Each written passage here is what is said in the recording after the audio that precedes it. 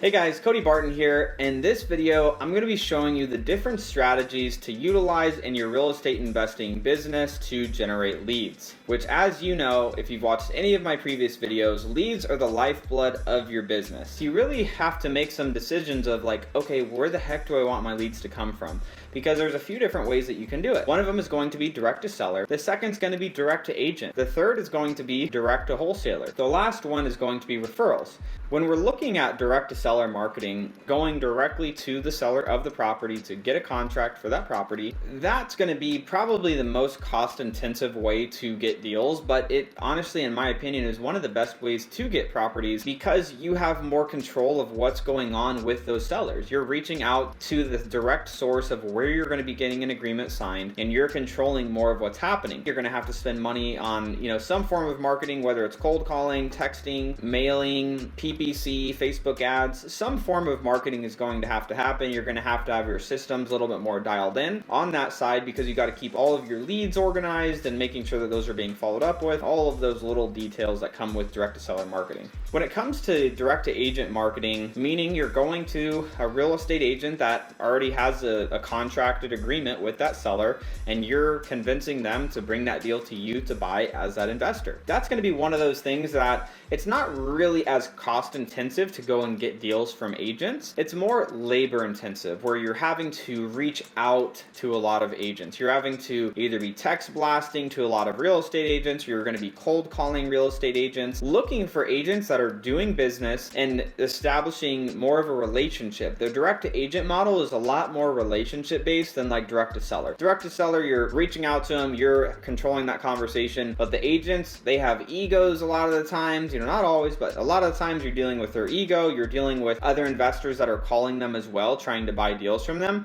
So it's really important on the direct to agent side that you're able to have great people and relationship skills to be able to sway them in your direction to bring deals to you instead of the other 100 investors in the same market. When we look at direct to wholesaler, that's commonly known as like joint venturing, where you're finding other investors that are doing a similar thing to you, but instead of you going directly to the seller, they already went to the seller, got the property under contract, and now you're going to them and buying essentially the rights to that contract for you to either wholesale it to somebody else or for you to flip it or whatever the heck you're going to do with that deal. That's going to be one of those strategies that's similar in a way to the direct to agent model, where it's really relationship based as well. You're having to connect with other investors that they are spending their hard-earned money and their time to go and find properties and get them under contract, and convincing them to bring that deal to you for you to either help wholesale that, meaning like they bring it to you for $100,000 and you're going to sell it to somebody else for 110, and you make some money on that deal that they went and got contracted with somebody else. But again,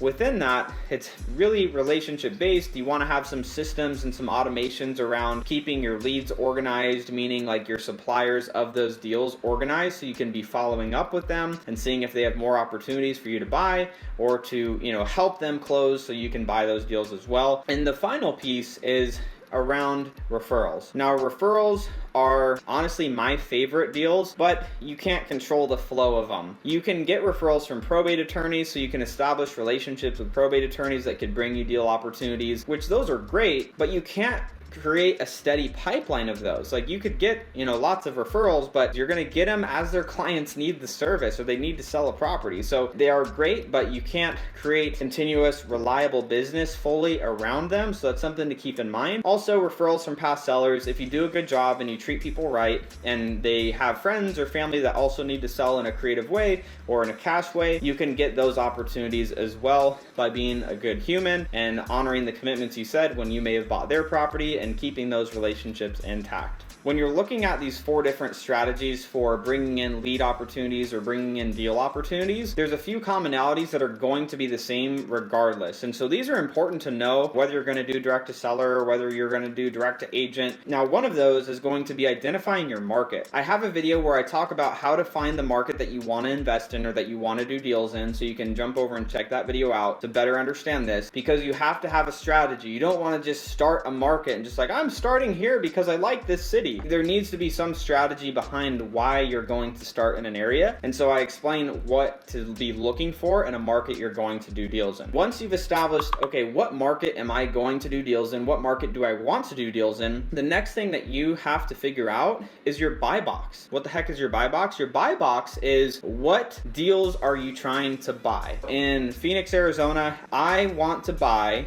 properties that are at the median price point and below, which is currently $450,000 and below. Single family homes, townhomes, condos, manufactured homes as well. Properties all within that criteria are what I'm looking for. I don't market to properties that are above the median price point here. Now, is that the same for every market for everybody? No. That's why it's just important for you to establish, what are you looking for? Because when you know what you're looking for, you can start to become an expert on that type of property that you're looking for. Whether it's a few different asset classes, meaning like single family homes versus a townhome versus a condo versus a manufactured or mobile home. It's understanding what you're looking for so that when you're having conversations with homeowners or you're having conversations with agents, you confidently know what you're looking for so that when it comes up in front of you, you know when you need to move on a deal or not. And another important point around a buy box is sometimes that's not your buy box. You may be saying, Cody, I ain't buying any of these properties. I'm gonna be selling them to somebody else. Well,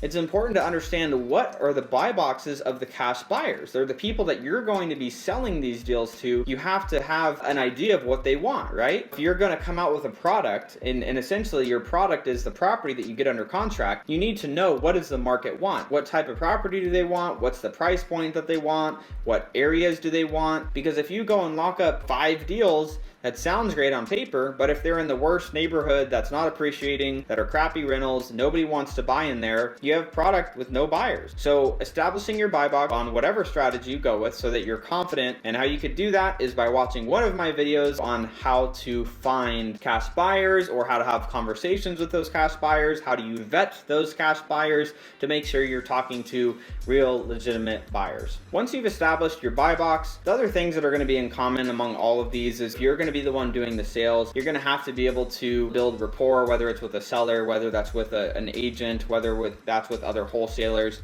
That's something that you're just going to have to learn. If you're not the best at that and you're trying to get better, there are lots of books on how to become a better salesperson. There's lots of books on how to grow in the way that you communicate with people. A great one is How to Win Friends and Influence People, because the thing is, without the skills, you can get the deal, but then like, what are you doing with them? Or if you get the leads, but you don't have the skills to actually close the deal, what are we doing, right? Like, you want to be able to close the deal. And the last thing is, all of these are going to require your time. Some of these more than others. Some are going to require more money. Some are going to require more time, until you can eventually build a business where you have multiple people working within your company that can act on your behalf and do different things for the deals that you have and make your life easier so you're able to make the money without having to do all of the things, which ultimately is the goal of a lot of people. And so I have a lot of videos on my YouTube channel showing you how to do just that, as that's what I have done in my business with my business partner. So if this video was valuable, make sure to hit that like button. And if you had any questions, make sure to post those in the comment section below. Always love to answer the questions from anyone on the channel. Make sure to hit that notification bell, because these 4 strategies, I'm going to be making some individual videos on each of these topics to break them down in a little bit more detail so that you can choose which strategy you want to go after and be able to have success with it.